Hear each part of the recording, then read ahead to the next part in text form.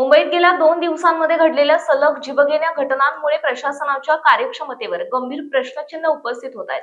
या पार्श्वभूमीवर मुंबई काँग्रेसचे अध्यक्ष आणि खासदार वर्षाताई गायकवाड यांनी राज्य सरकार आणि महापालिका प्रशासनावर जोरदार निशाणा साधलाय।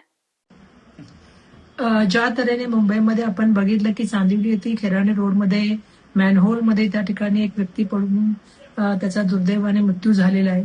आणि आता मुंबईकरांचा हाच प्रश्न सगळ्या मुंबई महानगरपालिकेला महापौरांना असणार आहे की आपण मुंबईकरांचा जीव धोक्यामध्ये टाकण्याचं काम का करतात। कारण आपण जर बघितलं तर काल सुद्धा जे आहे ते एका शाळकरी मुलावरती जे आहे ते चेंबूरमध्ये आपण बघितलं की झाड पडून त्याचा दुर्दैवाने मृत्यू झाला। त्याचबरोबर आपण बघितलं की एका ठिकाणी बिल्डिंग कोसळण्याचं काम झालं। एका माणसाला जे आहे ते त्या ठिकाणी शॉक पडून त्याचा दुर्दैवाने मृत्यू झाला।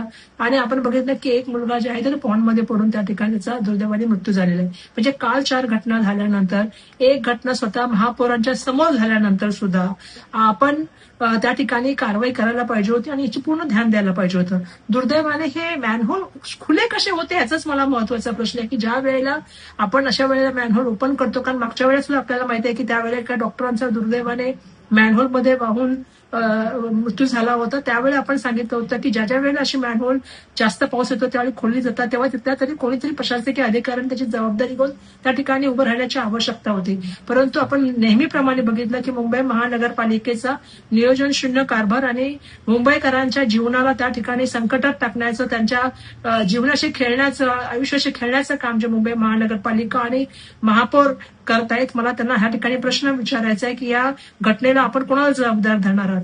याच्या घटनेचा नैतिक आपण जबाबदारी घेऊन आपण राजीनामा देणार आहात का? मुंबईकरांचं जीवन जे आहे ते तुम्ही कधी सुसह्य करणार आहात?